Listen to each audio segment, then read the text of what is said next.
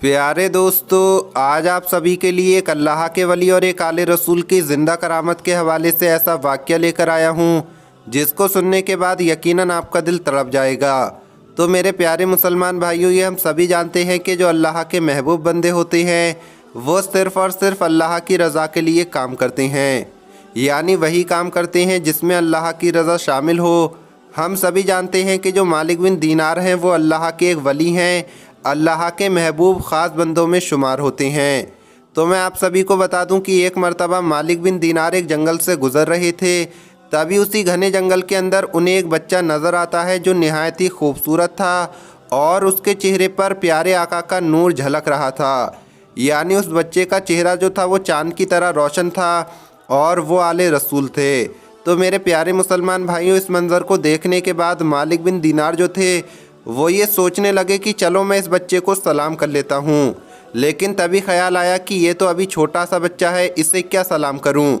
और फिर आप आगे बढ़ गए। लेकिन जैसे ही आप आगे बढ़े तभी आपके दिल में ख्याल आया, चाहे छोटा ही सही लेकिन इसके चेहरे के ऊपर प्यारे आका का नूर झलक रहा है, चलो इसे जाकर सलाम कर ही लेता हूँ। तो मालिक बिन दीनार जो थे वो उस बच्चे के पास गए और वहाँ जाकर उस बच्चे को सलाम किया। अस्सलामुअलैकुम, ए बच्चे तुम पर सलामती हो। ये बात सुनने के बाद वो जो बच्चे थे, जो आले रसूल थे, जिनके चेहरे पर प्यारे आका का नूर झलक रहा था, वो ये बात कहने लगते हैं, वालेकुम अस्सलाम, ए मालिक बिन दीनार तुम पर भी सलामती हो। दोस्तों, इस बात को सुनने के बाद मालिक बिन दीनार बड़े हैरान हो गए कि इस बच्चे को मेरा नाम भी पता है। लेकिन तभी मालिक बिन दीनार जो थे वो ये देखते हैं, वो जो बच्चा होता है वो रोता जा रहा है और रोते रोते लकड़ियाँ जमा कर रहा है। ये मंज़र देखकर मालिक बिन दीनार सोचते हैं शायद इसके माँ बाप ने इसे ज़ोर ज़बरदस्ती के साथ यहाँ पर भेजा है ताकि ये लकड़ियों को जमा करे और उन लकड़ियों को जमा करके बाज़ार में बेचाए और उससे दाम हासिल करे। ये गुमान मालिक बिन दीनार अपने दिल ही दिल में कर रहे थे और यही बात उस बच्चे से कह दी कि मुझे ऐसा महसूस हो रहा है कि तुम्हारे माँ बाप जो हैं वो तुम्हारे ऊपर जुल्म कर रहे हैं और उन्होंने तुम्हें इस घने जंगल के अंदर भेजा है ताकि तुम लकड़ियों को जमा करो। लकड़ियों को जमा करने के बाद उनको बाज़ार में बेच दो।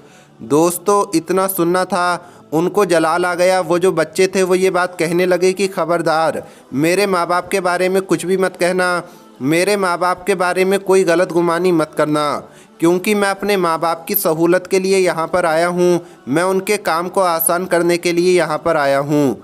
मैं इसलिए नहीं रो रहा हूँ कि मैं लकड़ियों को जमा कर रहा हूँ, मेरे रोने की कोई और वजह है।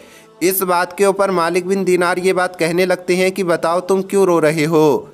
तो जो वो बच्चे होते हैं, जो आले रसूल होते हैं, वो ये बात कहने लगते हैं, जब मैं लकड़ियों को जमा करके घर वापस लौटूंगा और घर जाने के बाद जब माँ चूल्हा जलाएगी तो चूल्हे को भड़काएगी, लेकिन चूल्हा भड़काने के लिए सबसे पहले वो छोटी लकड़ियों का इस्तेमाल करेगी और जब छोटी लकड़ियों से काम नहीं चलेगा तब उसमें वो बड़ी लकड़ियाँ डालेगी, जिसकी वजह से आग भड़क जाएगी। और मुझे इसी बात का गम सता रहा है कि कल क़यामत के दिन जब जहन्नम को भड़काया जाएगा तो कहीं ऐसा ना हो कि जहन्नम को भड़काने के लिए बड़े लोगों से पहले हम छोटे लोगों को जहन्नम के अंदर डाला जाए। मुझे यही खुदा का खौफ सता रहा है।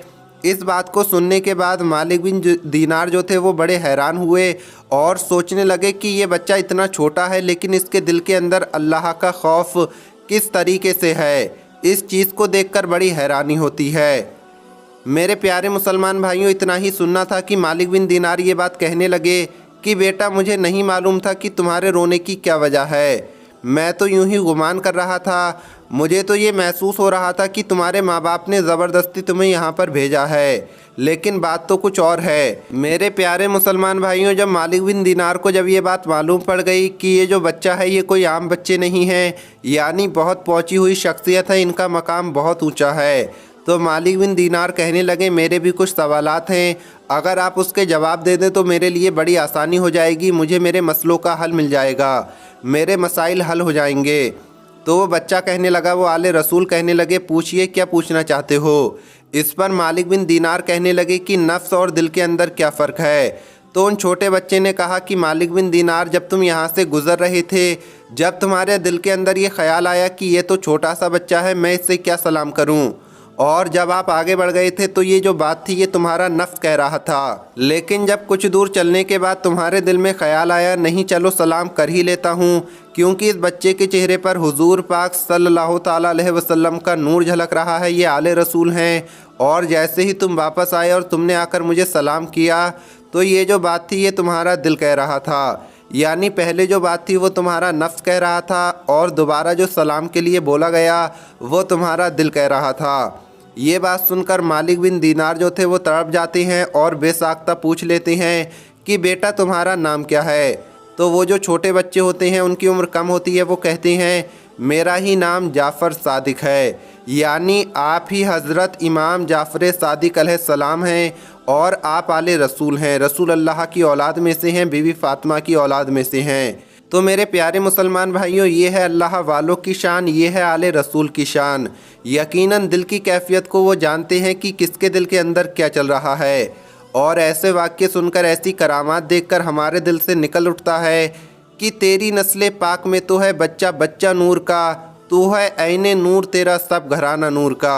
यही तो अल्लाह वालों की शान है, आले रसूल की शान है, इसी को वलियों की करामत कहा जाता है। दोस्तों, हम उम्मीद करते हैं कि आपको ये वीडियो पसंद आई होगी। अगर पसंद आई हो तो इसे लाइक करें, ज़्यादा से ज़्यादा शेयर करें। अगर आप हमारे YouTube चैनल पर पहली बार आए हैं तो चैनल को सब्सक्राइब करके बेल आइकन ज़रूर दबा दें। मिलेंगे अगली वीडियो में। अस्सलामु अलैकुम, अल्लाह हाफिज़।